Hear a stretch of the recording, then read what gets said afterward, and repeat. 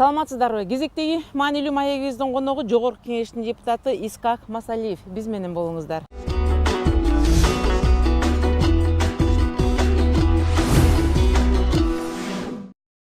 Саламатсызбы, Искак мырза? Мына бүгүнкү күндө президенттикке талапкерлердин саны 50ден ашты. Бул бир чети бир жакшы көрүнүш, ошо элди башкарайын, биздин жашоону оңдойн деген талапкерлер көп экен. Өлкөнү ойлогон талапкерлер көп экен деп бир четинен жакшы тарабын айтсак, ал эми бир четинен бир эле президенттик орунга 50 кишинин ат салышып жатканы бул бир башкачараак болуп, же болбосо кошуна өлкөлөргө салыштырмалуу бизде деген ушундай жактан биздин жарандар активдүү болгон сыяктуу болуп, кичине жат көрүнүш болуп жатат. Негизи эле ушул бүгүн ушул саясат, өлкөдөгү саясий абалга кандай баа бере аласыз? Сиз сөздү абдан кызыктуу суроодон баштадыңыз. Эмне үчүн мынча көп талапкер болуп атат? Бир чети туура айтасыз, демократиянын белгиси, биз өнүгүп атабыз, демократия болуп атат. Экинчи чети бул дагы бир нерсенин белгиси. Эл саясаттан тажап өтүп, баары тең эле президент болом деп атат. Бүгүнкү күндө баняга барсаңыз, базарга барсаңыз, мектепке барсаңыз, врачка барсаңыз, учурашкандан кийин саясатты өтүп кетебиз да. Ошондуктан бул өзгөчө ашыктык саясатчылыкка берилгендин белгиси деп эсептеш керек. Бул жакшынын белгиси эмес. Бул эмненин белгиси? Бул жарандарыбыз азыркы бийликке, акыркы 20-30 жылдагы бийликке ишенбей калышты. Ушунун белгиси болуп турат. Ошондуктан бир топ жарандарыбыз активдүү катышып, мен да президент болом, мен деле колумдан келмегеле деп ойлору пайда болот. Ошондуктан аракет болуп атат. Ал эми акыбалды айтсак, акыбал өтө оор. Мындай сырттан көргөндө жакшына эле көрүнөт. Жылдан жылга тойлор көбөйүп атат. Мына Бишкек шаары жакында Гиннес рекордтун китебине кирет окшойт, машина автоунаа боюнча. 450 миң автомобиль, 1 миллион калка, бул өтө көп да. Ар бир эки адамга бирден автоунаа. Бул сыртына караганда жакшы эле жашап атабыз, акча таап атабыз. Бирок кызыктай болуп атат. Ошол эле доктурлардын пенсияга чыкканда врачтар 5 миң сом менен пенсияга чыгып атат. Бул эмнеге жетет? Эчтекеге жетпейт. Ошол эле милиция кызматкерлери 30-40 кынтыксыз иштеп туруп 7-8 миң сом менен пенсияга чыгып атат.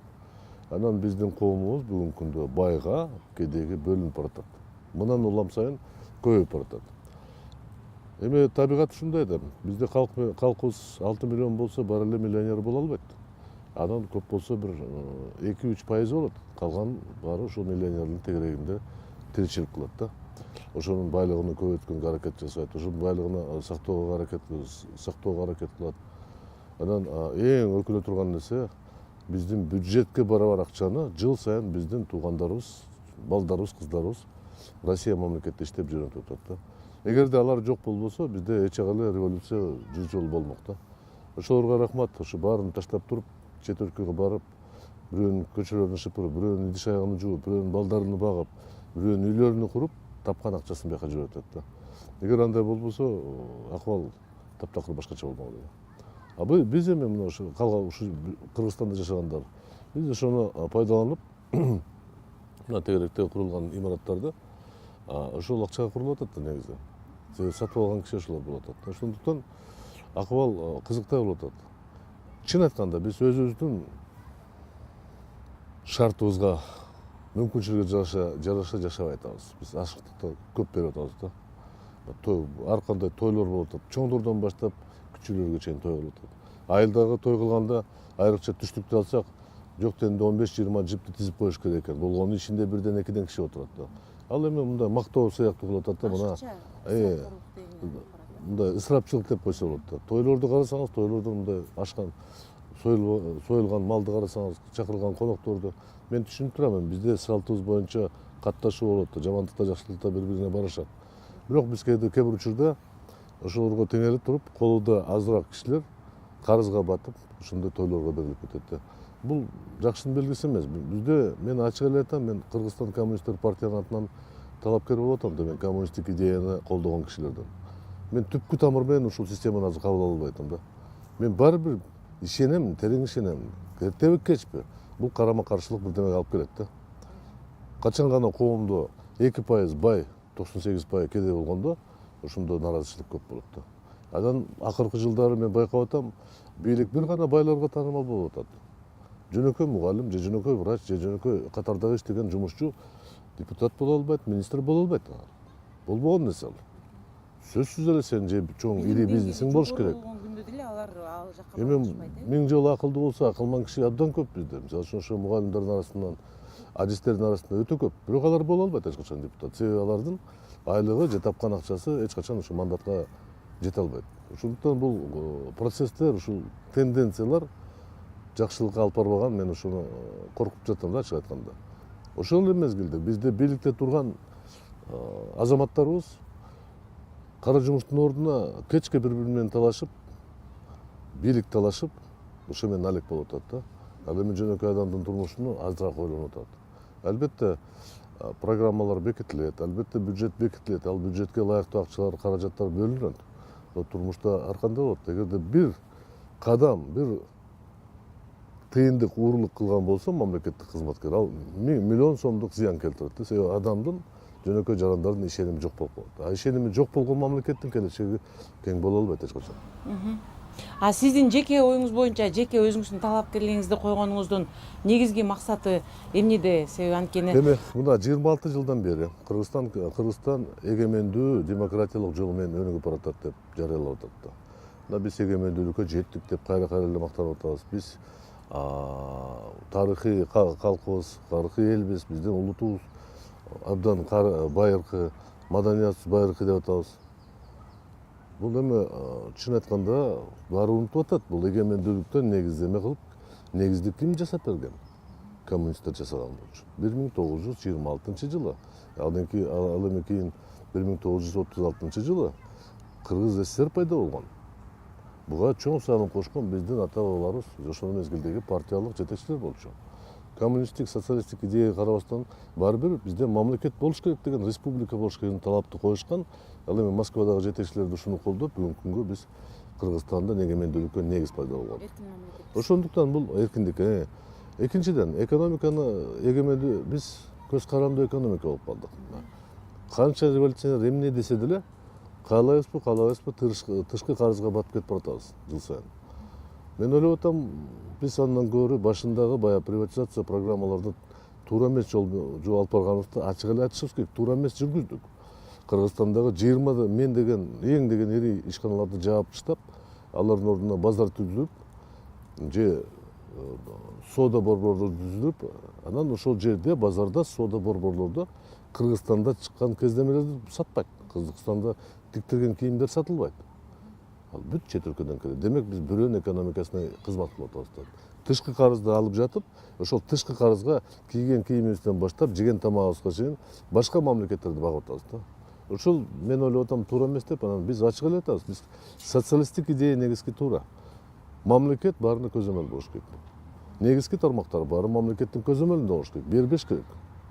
Андан кийин азыр жеке менчик деп конституцияга жазып койгонбуз, эми туура жеке менчик ал болуш керек да. Бирок башында эсиңерде болсо, 85-жылдары ошол мезгилде демократия, перестройка деп Горбачев ушу аракеттер менен чыкканда, ошондо план боюнча кичине башкачараак болчу. Ал мезгилде биз адамга кызмат көрсөтүү, тейлөө кызматтарды менчикке өткөрүшүбүз керек. Ал эми өндүрүштү мамлекеттин колунда калыш керек деген план менен кеткен. Демек биз үчүн мисал бар. Улуу Кытай мамлекети коммунисттик башкаруусу менен социалисттик системаны сактап туруп, кадам менен акырын эркиндикке, мындай экономиканы эркиндикке чыгарып атат. Бүгүнкү күндө миллиардердин тизмесине башында ким турушат? Кытайлыктар турат. Ошол эле мезгилде алар миллиондогон налогту мамлекет, салыкты төлөйт мамлекетке. Ушинтип өлкө байып атат. Ушу көзөмөл мамлекеттин артында. Коммуникация, кен байлыктары, ири завод фабрикалар мамлекеттин көзөмөлүндө. Алар кое берген жок эч качан. Темимде эгерде пайда алып келип аткан ишкана болсо, аны сатыштын эмне кереги бар да. Ошондой жөнөкөй эле ой. А биз болсо бир гана эң дүйнөдө жок, бизде бар Кумтөр деген алтын кенди бүгүнкү күндө баш аягын таппай атабыз да. Себеби 1993 жылы сөздөр башталганда тең болобуз деген. Барып алданып кеттик, кийин эчтеке калган жок. Анан ар бир революция сайын кичине көтөрүп, бүгүнкү күндө алар $100 миллион жыл сайын бизге салык түрүндө төлөп атат да. Аз деп атат. аз болушу мүмкүн, бирок биз бүгүнкү күнгө чейин аны ал келишимдерди мыйзам чегинде бекитип койгонбуз. Демек ошолорду жокко чыгарыш керек болду. Ошондуктан келечекте мындай болбош үчүн жаңы кендер ушуга жеке менчикке айланып кетпесин. Ысык көлүбүз, керемет ысык көлүбүз менчикке айланып кетпесин. Табигый байлыктарыбыз менчикке өтүп кетпесин деген мен каршы пикиримди айтамын. Эгерде президент болсом, ошого каршылык көрсөтөм сөзсүз. Экинчиден, биз бай болгубуз келет баары тең эле. Кичинекей баладан баштап бизде Кыргызстанда же бай, же бандиттин башчысы болом дейт да. Бул эми адамдын аң сезими кыйшайып кеткендик белгиси да. Баары түшүнүп атат, баары бай болбойт. Бирок аракет кылып атат, умтулуп атат. Мен ушу бай болчумчу, мен 2 жип алсам, аялыма 1 жипти, балдарыма бирден алсам, көлдүн жээгинде бир хан сарай курсам, буякта хан сарай курсам, акчам аябай көп болсо, жыргамакмын дейт да. Мен билбейм. Мисалы үчүн өнүккөн Батыш Европада 70-80% бай эмес, жөнөкөй. Бирок алардыкы керектүү деңгээлде каражаттар, керектүү жашоого керектүү деңгээлде кирешеси болуп атат. Ошо менен ыраазы болуп жашап атат. Алар туура багытта максат коюшат. Жок, ал башынан өткөн бул нерсе. Ошол эле мактаган Америка Кошмо Штаттарды учурда баары тең бай болом деп жашаган 6 миллион индейцтерди кырып туруп, бүгүнкү күндө эң акылдуу калк ошол, эң билимдүү акыл. Бирок канча согуш өткөн, бири-биринин канча башын алган, канча бийлик алмашкан, аны эч ким айтпай атат да. Ошондуктан биз Кыргызстан уникалдуу мамлекет. Совет мезгилинде биз 73 жылда көчмөн эл бүгүнкү күндө өнүккөн мамлекетке айландырдык. 73 жылда. Бул тарыхта аябай тездетилген жол болуп атат да. А биз азыр 26 жылда жок, биз мыкты капиталист болобуз деген бул мындай ишке ашпаган ой да. Алданбаш керек. Ошондуктан биз айтып атабыз, эгерде биз коммунисттик, советтик доордогу айрым принциптерди бүгүн деле колдонсок кеч эмес да. Ошондуктан ушул багытта биз күрөшөбүз деп элибизге көрсөтүп, болду эми токтотолу, демократияга тойгон жоксуңар беле. Кичинекей 1 жашар баларды зордуктаган адамдарды актап атат сот. Бандиттерди актап атат сот. Байлар жоопко тартылбай атат. А сен бечара тоокты уурдасаң камаласың 3 жылга. Аягына чейин отурасың. Жок, енді ушуну түшүнүш керек да. Же мына университеттин имаратынын жанында отурабыз баарыбыз тең. Жыл сайын миңдеген, 100 миңдеген адамдар жогорку окуу жайларды бүтүп атат. А эмне үчүн ошо дипломду алып туруп сервантка салып коет, шкафчикке салып коет. Анан Москвада көчө шыпырат, же Алматыда тамеки тизип жүрөт да. Же базардын тегеренде бирдемелер жасап атат. А жогорку билимдүү адам ошо кесиби боюнча жумуш табыш керек да. Бул мамлекеттин көзөмөлүнөн чыгып кетти деп айтабыз. Мамлекет мен жеке менчик окуу жай деп эле баарына уруксат берип атат. Мурунку детсадтардын ичинде 3 мугалим топтолуп туруп, паланча Московский университетинин филиалы деп ачып алат, ошо менен окуу берет. Эми ал окуу эмес, ал жерде диплом жазуу деп айтсак болот да.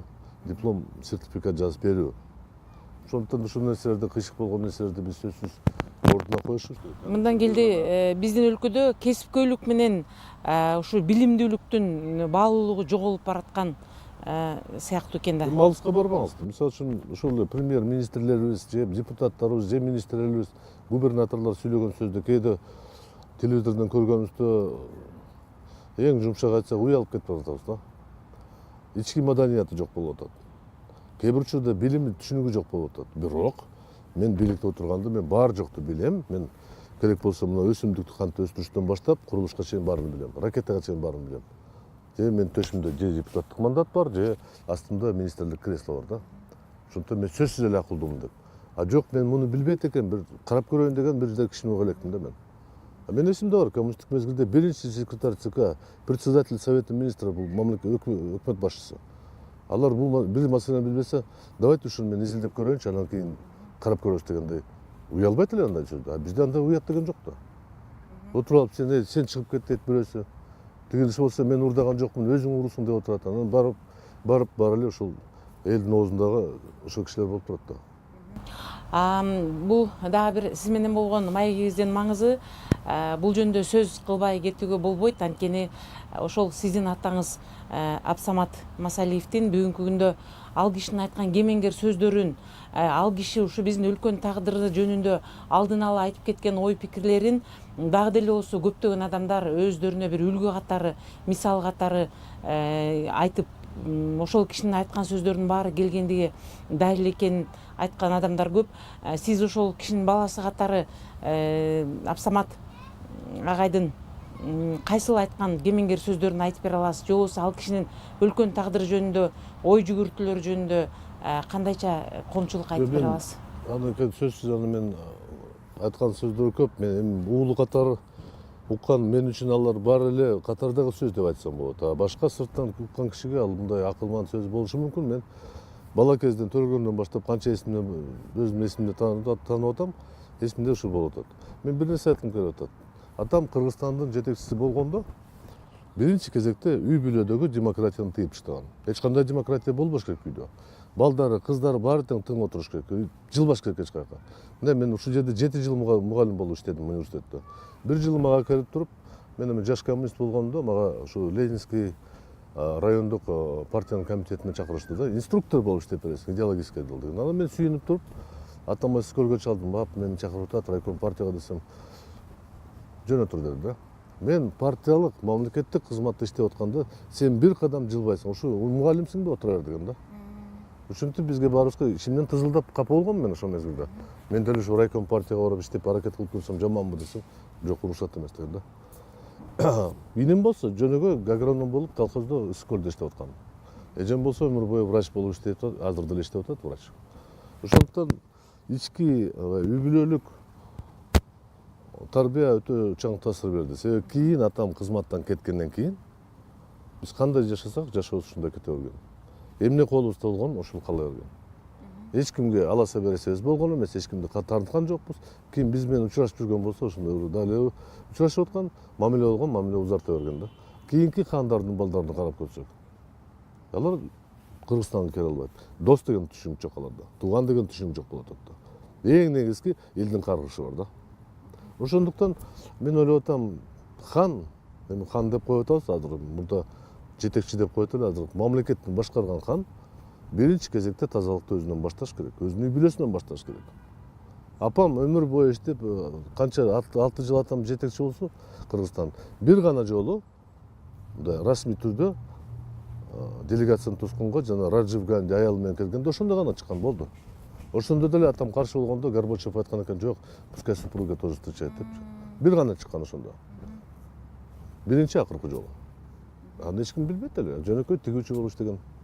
Ошондуктан биринчи кезекте өзү үлгү болуп, таза болуп, тунук болуп иштесе, ошондо менимче эл да кичине ишенип калат. Бирок бизде бир өзгөчөлүк бар да, мына атамды мактаган киши азыр көп болуп атат да.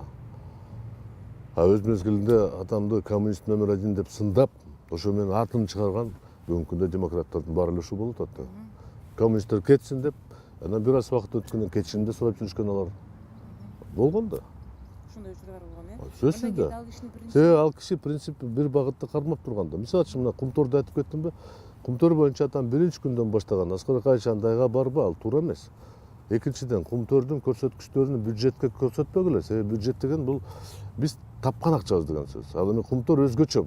Аларды өзүнчө эсептеш керек деген. Бүгүн биз бирден болсо Кумтөр кичине жылыш болсо, бюджет оңолуп калды деп.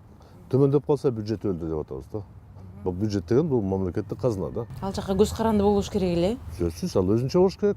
Биз топтогон жыйнаган акча каражатыбыз өзүнчө болуш керек да. Эми ар бир бюджеттин кирешеси бар, чыгашасы бар. Бүгүнкү күндө биз 70 миллиард киреше болсо, 140 миллиард чыгаша болуп атат. Мындан келди, ал кишинин принциби уядан эмнени көрсөң, учканда ошону кыласың. Ошон үчүн эң негизгиси биз келечек муундарды уядан тарбиялаш керек деген принципте болгон экен ал кишиники. 5-6 жашта атасы каза болуп, апам колунда чоңоюшканда апам чоңойткон болду. Анан эми алардын тагдыры кичине башкачараак. Мектепке барып 6-7 километр жайында да, жазда да, кышында да кошуна айылга барып мектепте окуган. Кийин Кызылкыяда иштеп, техникумду бүткөн, кийин Москвадагы горный институтту бүтүп, анан ушу горный тармак боюнча иштеп, инженер болуп.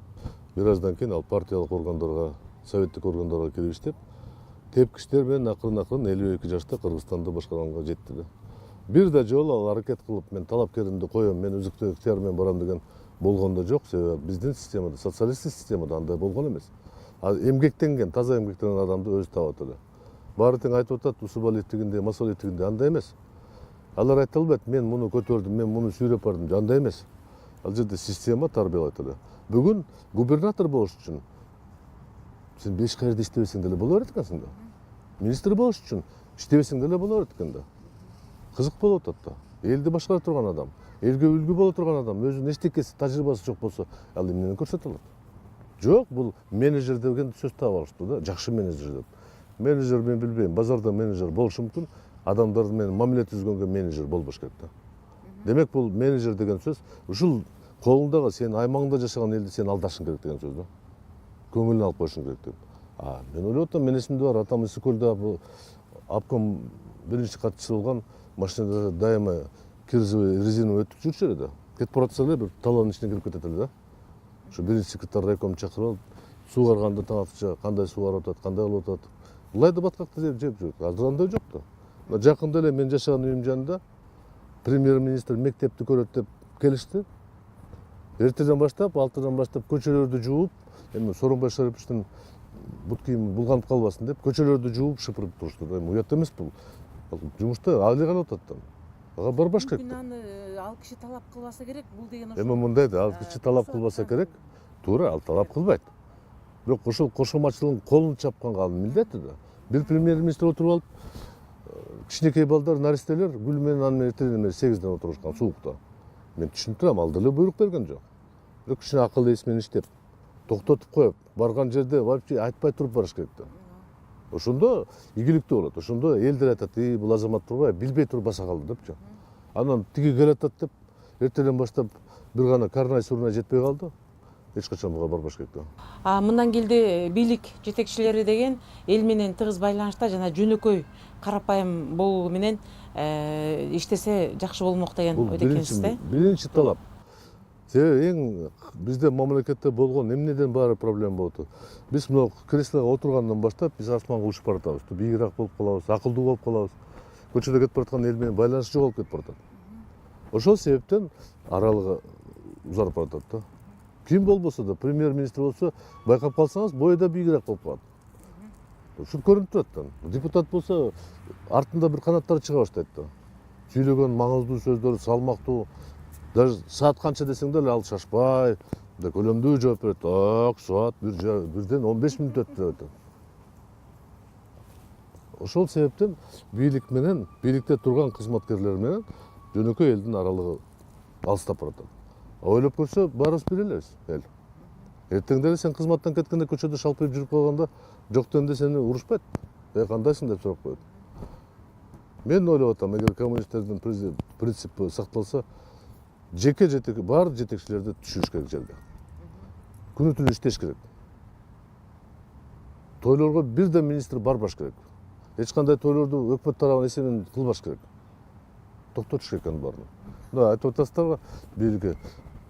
26 жылда ким бийликке келбесе деле, ошол эле кызматкерлер баягы эле адамдар. Биз бекер бөлүп атабыз аны Акаевчил, Бакиевчил, андай эмес. Ошол эле адамдар кызмат кылып атат. Тегеренип жүрөт. Бирок бул жерде жаман нерсе эмес. Эгерде кызматты, жумушту жакшы билген адис болсо иштей берсин, ал жерде Бакиевке, Атамбаевка, Акаевке бөлбөш керек да. Керек болсо ушул экөө тең барып мурда партиялык кызматкер болгон. Эгер татыктуу иштесе иштей берсин. Анда биз бөлө баштайбыз. Сен Бакиев учурда мындай кызматта иштеген, сен Акаев учурда мындай болгонсуң деп. Алар кайда кетиш керек эле, эмне баары кетип калыш керек беле? Алар да иштеш керек да. Эми кетиш керек деп кыйкырышат. Бир экөөнү кетирет. А калгандар кайтып келет да. Себеби кагаз жазганда, токтом даярдаганда ошонун аткарылышын билиш керек да, адис болуш керек да. Адис болуш керек э. Дагы бир суроом сизге, мына кече жакында сиздин курбуларыңыз десем да болот, ошо кесиптештериңиз десем да болот, 4 адамдын бириккени жөнүндө маалымат азыр кенен таркап, жана ошолорду шайлоого кандай барат деген бир кичине бүдөмүк түшүнбөстүктөр болуп жатат. Анын ичинде Адахан Мадумаров, Ахмат Келдибеков, Бакыт Төрөбаев жана Камчыбек Ташиев. Алар тараптан сизге ушу биз да кошо чогулалы, сиз да бизге кошулуңуз деген сунуш түшкөн жокпу? Негизи эле ушул биригүү боюнча сиздин оюңуз кандай? Негизи бул процесс жакшы процесс. Бириккен жакшы. Баары бир кошулуп туруп, саясатта ушундай да, союз түзүп, келишим түзүп, чогуу барган жакшы, күчтүүрөөк болот да. Бул Кыргызстанды биримдикке алып барган кадамдардын бири. эртең эле ушу төртөө биретти Кыргызстан жыргап калат деген ойдон аласмын, бирок бул кадам бере болуп атат да.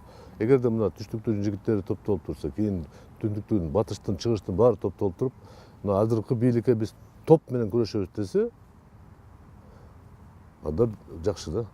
Эгерде жок, андан кийин ушул төртөө барып туруп сентябрь айында талашып дагы төрткө бөлүнүп келсе, бул жакшы эмес да.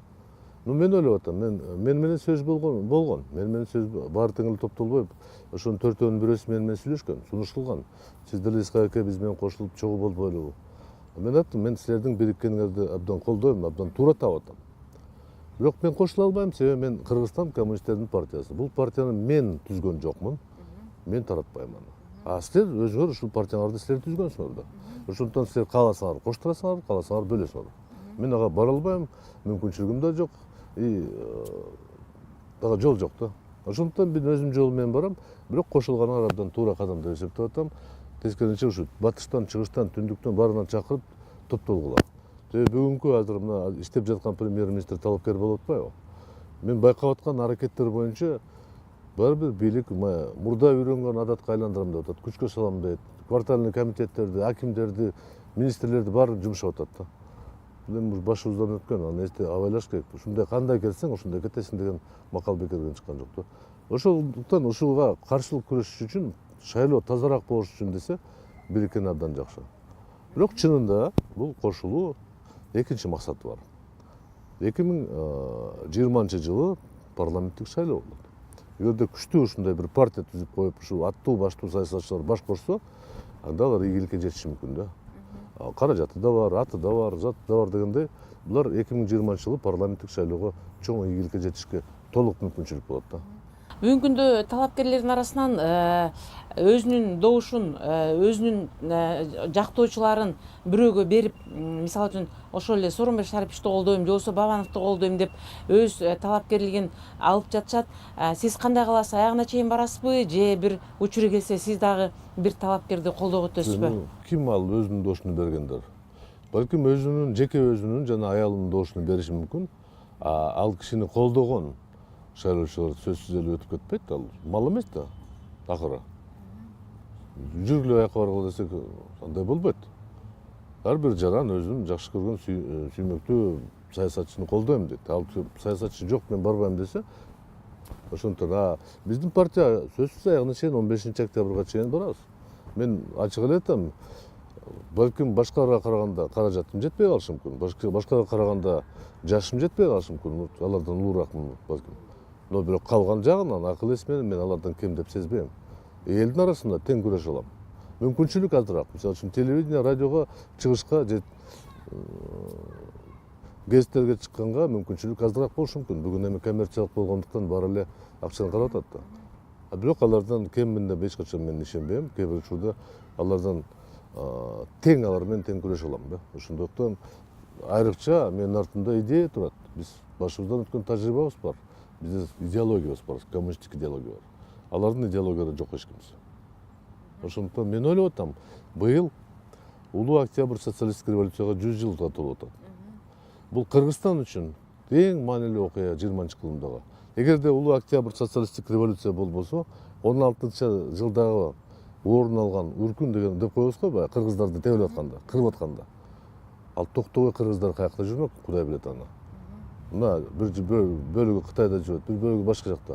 Эгерде 17-жылдагы октябрда революцияда большевиктер баш болуп, Ленин баш болуп жеңбесе, Кыргызстан мамлекет деген болбойт эле. Ал сөзсүз турган иш да. Ошондуктан ушул майрамды биз сөзсүз салтанаттуу белгилешибиз керек. Анан бул Кыргызстанга дагы бир жолу эскертүү, элим мына коммунисттердин жолу жаман эмес болчу. Келечекте биз же Америка, же Кытайга, же Россиянын бөлүгү болгонубузда кандай болот? Ошондуктан биз эгемендүүлүктү сактап, бирок өзүбүздүн жолубузду табышыбыз керек. Биз өзүбүз мурунку принциптерди кайрадан ордуна келтирсек, ошол элдик контроль деген күчтүү болчу эле. Народный контроль дегенде баары калтырап турат эле. Бөлүнгөн болчу, кайсы орган кайсы эмнени текшерет эле. Бүгүнкү күндө текшербеген киши калбады. Туура Сариев министр болгондо айтып аткан текшерүүнү азайтам деп, президент айтып атат текшерүүнү азайтабыз деп. Мына жерде ишкерлер турат. Сурап көрсөңөрчү. Жеңилбиш дегенге же мурункудай эле болуп атат да. Ошондуктан ушул системаны бузуш үчүн биз коммунисттер сөзсүз күрөшкө чыктык, аягына чейин барабыз. ийгиликке жетебиз деп ишенимибиз бар. Маегиңизге чоң рахмат. Исхак мырза, мынакей биздин эфирден ушул маегиңизди толук кетиребиз. Менимче ошол сиз жогоруда айтып кеткендей, ушу коммунисттик партия убагында тарбия көргөн жарандарыбызга бул маек абден жагат болуш керек. Алар дагы ошол учурда эстегенде бир тартиптүүлүктүн бардыгын, элдин пейилингендигин жана ынтымактуулуктун бардыгын көп айтып өтүшөт. Дагы бир жолу маегиңизге чоң рахмат.